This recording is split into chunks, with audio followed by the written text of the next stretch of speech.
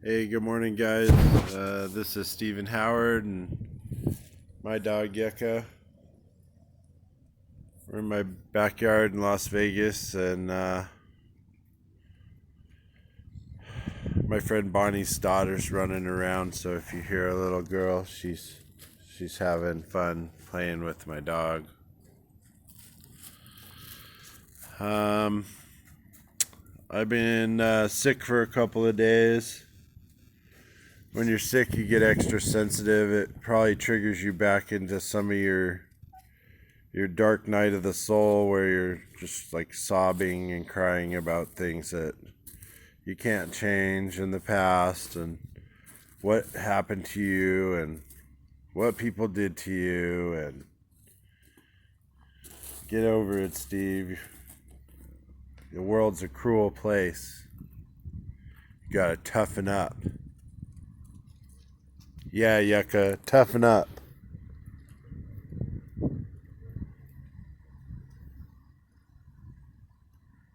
I'm supposed to be gangster. I came from Las Vegas.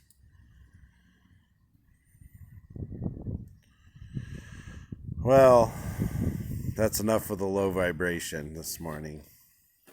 I'm actually doing rather good. You know, if you do a little math and you add the fucks you don't give together, you'll end up with not a lot of fucks given. So that's kind of where I've been at lately. However, it's also low vibration. So I'm just showing you guys the difference between low vibration and high vibration right now. Now, without being fucking Julia Child or Martha Stewart, you know, you can be higher vibration. You can be positive like a child. You can love the dog unconditionally. You can have your heart open to the world and everyone and still be protected. Still be divinely protected. Still have your tools. Still have your superpowers. You can be in the middle of a metropolitan city after you're in the middle of the wilderness and you come back onto the grid. You got to check in with your probation officer who's going to do a home inspection in the next day or two, and still have a positive vibration. You don't have to let life get you down. You don't have to let the naysayers and evildoers and people who say, oh, well, why don't you deal with this first before you go dreaming about that? You know, the people that put it in your face that you're maybe not up to par as to what they believe is up to par. You don't have to buy into any of that shit. Whether it's friends, family, bosses, it doesn't matter. You don't have to buy into it. It is a free country. Last time I checked, I am breathing free air.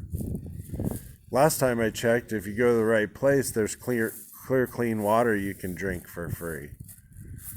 So, you know, I watched somebody who kind of took everything like it was automatic or for granted or easily replaced. And the fact of the matter is, no one is replaceable. We're all snowflakes.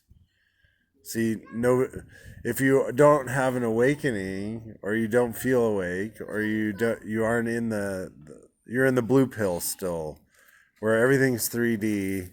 What do we have right now? How much money do we have? What kind of car do we have? What kind of house do we live in? Does that appease to everybody's standards? Well, first of all, why are we worried about everybody? Why don't we just worry about ourselves? And why don't we worry about the things that really matter? And once we have the oxygen mask on in the airplane, we can then put it on someone else or help someone else. But if we're going to run out of air, we're going to die. So my channeling was really interesting while I was sick because it was coming in like static on a television. Like it would go and then stop. And I'd be like, what was that? And then it would do it again and again and again. And I started looking for coincidences, like in the room. And the only sign I got was, get out. Get out. Get out. You could say that in so many ways. You could say get out in like, get out. Get out. And I really thought about it, and it wasn't a negative. It wasn't like, get out, you know. It was more like, get out. And I was like, oh, okay. So, I think your vibe will attract your tribe. I think we run into people every day that are part of our soul tribe, soul family. And we have to be, as we get out, we have to be aware that we're going to bump into people that need healing. We're going to bump into people, and they might be really close to us. We're going to bump into people who still hold on to everything, hold on to all the resentment, all of the thing, every little thing you did or they did.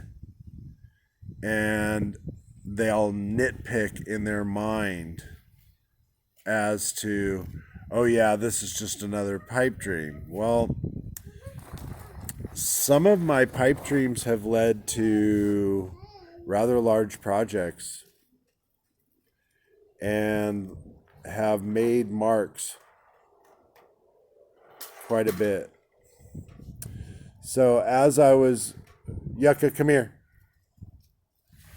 As I was being talked to in this guidance, I had a minor meltdown. And I was just like, what is going on? What is the message here? See, because you're clairvoyant doesn't mean you're gonna get everything right away. It doesn't mean what it means is tying a ton of things together that don't really matter to the normal person. And when they all tie together, you'll have a dream or a vision. And when you have that dream or vision, it will be the future. It will be what will be. So I've had a vision. I know what's happening. I know where I'm going to be. I already own it. I already am it. And was having lunch with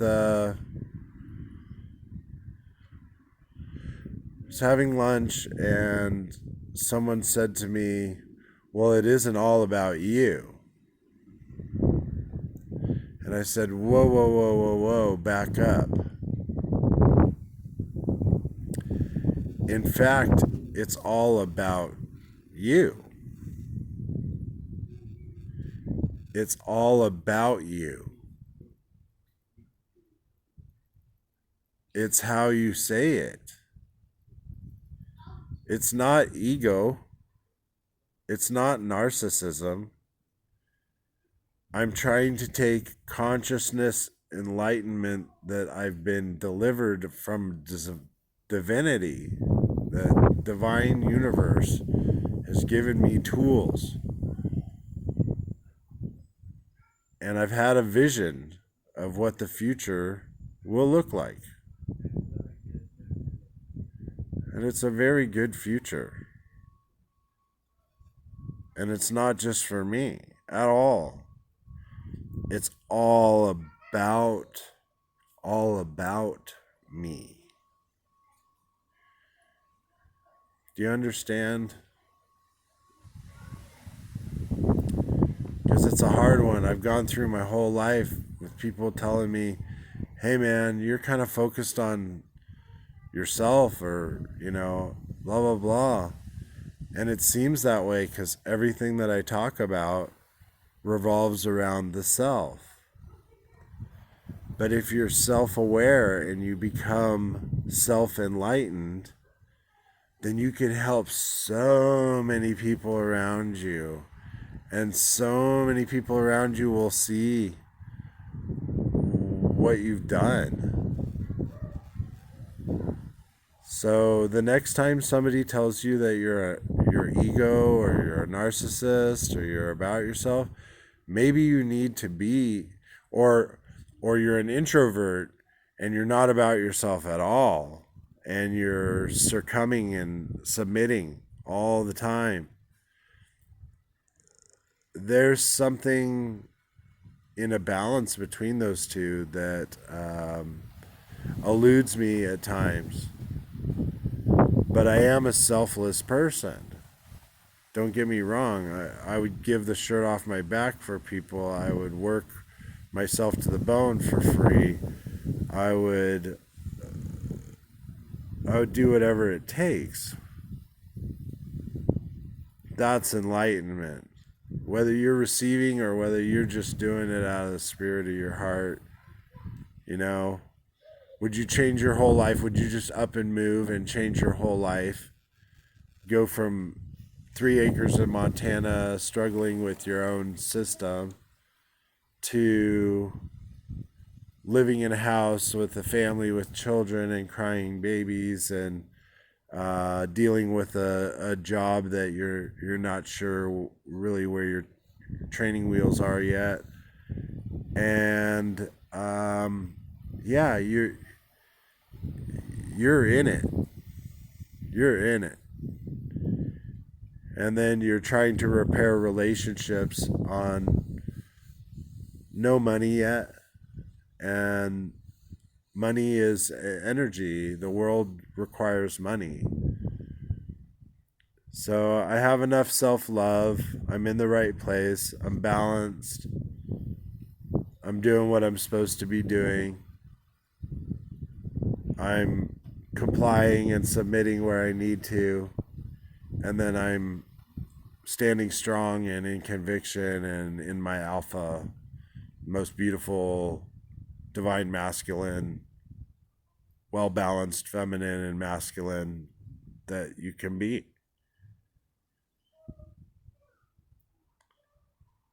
So if people don't understand, I don't really give a fuck. Maybe you need to watch some tarot card readings for about 6 months and live in a trailer in Montana and take really good care of your dog. And maybe your dog doesn't need a leash because she's off-train leashed and she listens and is an intelligent animal. Be an intelligent animal. Think with a little bit of logic and a little bit of love. Actually, a lot of love.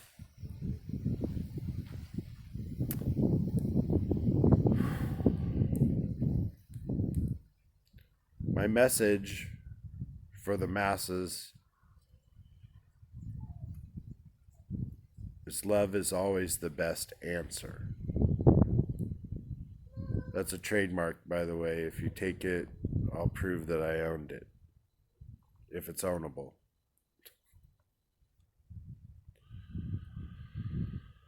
Love is always the best answer.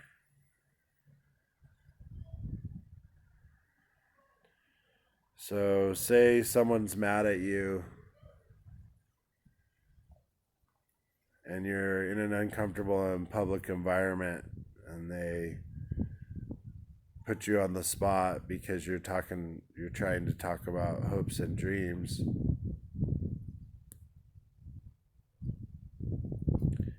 And they always had a way of doing that, and it was a control thing. Instead of getting angry and storming out of the restaurant or causing an upset and ruining the whole relationship and all of that, use the innocence of a child. Use the innocence of a child. Use your heart. Communicate from love from within. Come from the best part, the highest vibration that you are. People say too many hurtful things all the time. They don't understand what it does to people. So, having PTSD, ADHD, been on medical marijuana since I was 12 years old, 13 years old.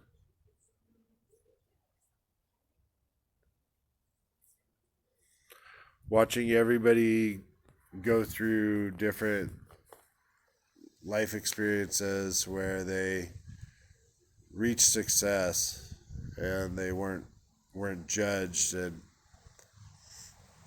I've always been the James Dean of the crew, or the Grateful Dead of the crew, or the Jim Morrison of the crew.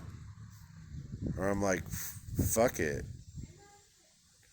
I even told Bill Graham to fuck off one time. Funny story, I'm at a Grateful Dead show. Got long hair, ponytail, and with some hippie chicks that are spinning around, and we're standing on our blanket smoking our weed, and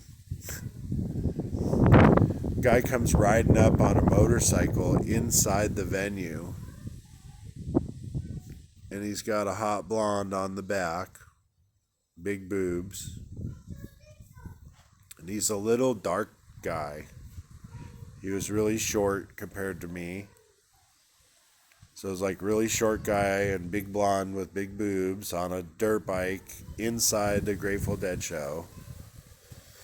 And he rides up on the lawn and he hops off, and he's talking with a couple friends of mine. I'm like, who the fuck is this dude? It was almost like I was jealous. I was tripping though. And he goes, I've seen you at a lot of shows. A lot of shows. You ought to come work for me. And I was like, well, that's great. Who the fuck are you?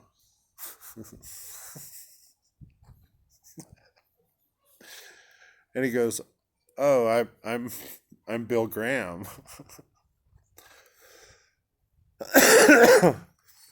I said, can I pull the shoe out of my mouth? And he started chuckling, and he goes, no worries. And he handed me a piece of paper. He goes, here's my nephew's number. His name's Fred White. And I was like, wow, okay. So I got Fred's number, and I call him up, and he goes, yeah, I'm in a hurry. Can you be here by like 4 o'clock in the morning to the Sac State concert venue? We're going to be doing Genesis. I was like, Phil Collins? He's like, yeah, Genesis, blah, blah, blah. I got to go. Click. So I show up at like 4 o'clock. I think it was 4 o'clock in the afternoon on the first day. And I worked 4 o'clock in the afternoon until 4 a.m. building the sound stage and the stage for Genesis to play. It all came out of a semi, went together like sticks, and was one of the hardest jobs I ever done in my life. But it led to a lot of amazing stories. So Wow, today's was pretty powerful. I'm under a great sun. Sorry to put the sun in your eyes, but I'm under a great sun. It felt like a great release just now.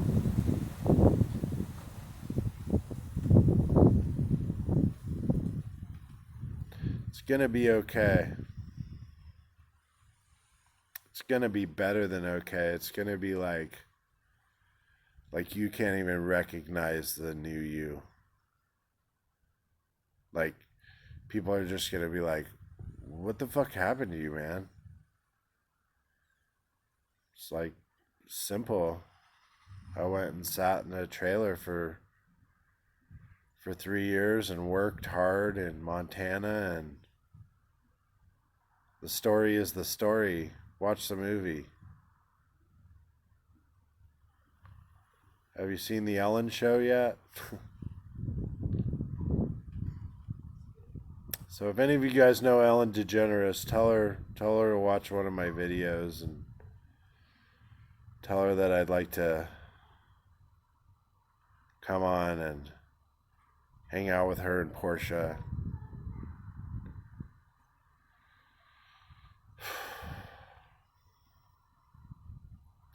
Just wish life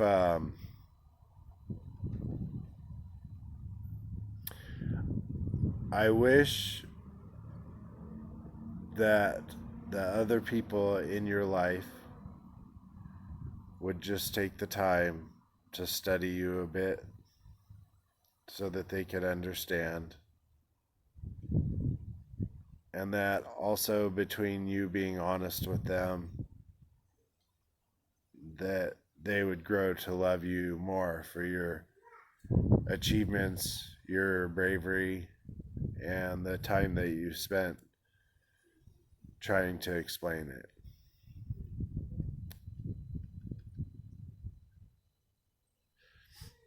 I think if you watch the very first video, I'm in the trailer in Montana in a green shirt.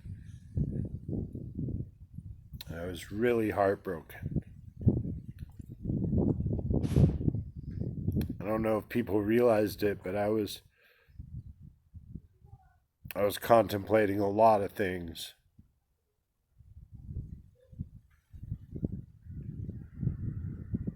And now being in Las Vegas, having my daughter near to me, I think they're going to pick me up for lunch in a little bit. Being a father, and then having other responsibilities, a job, friends that need to take care of, and still my most loyal friend, Yucca.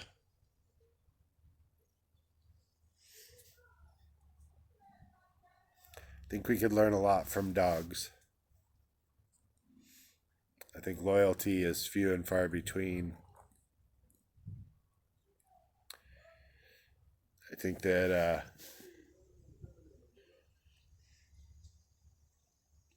just being with the people around you and not necessarily having to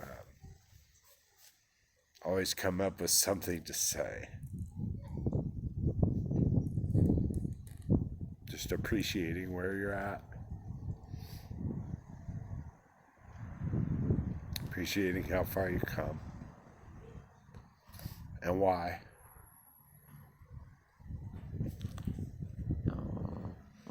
Get him, Yucca. You tell him.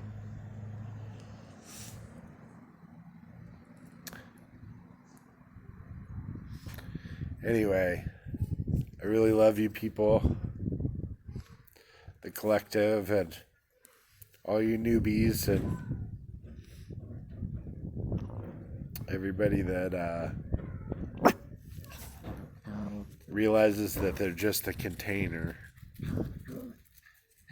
that our soul is really something else. if you're connected to the divine, it'll be amazing what happens to your life. It doesn't have to be Christianity. It can be Buddhism. It could be Hinduism. It could be your own religion. Shit, you could be an atheist even.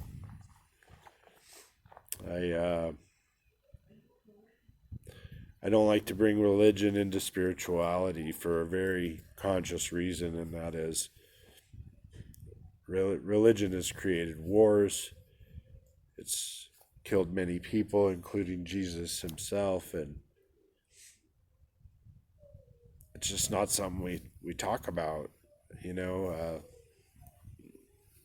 If you're into that, great. If you're a spiritual person, everyone can tell because it's just shining out of you. You can't help it. You can't block the sun. So, and it will burn you if you stay in its light too long, I guess. So, I gotta learn how to be a controlled burn, guys. I burn rather hot and fast, and I don't know. We all want it now, right? Be careful what you ask for, my friend, because you just might get it. So, once again, I love you all very much, the collective. People have come out of the universe and saved my life. So, if you see these videos, I take nothing, absolutely nothing for granted. Each and every person that's done something for me to make it to where I am today, I'm eternally grateful.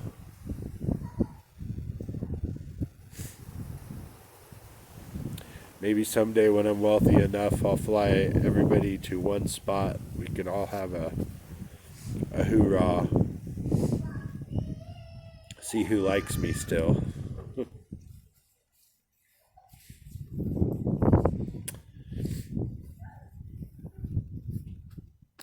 Anyway, I think I'll leave it at that. Say goodbye, Yucca. Bye, Yucca.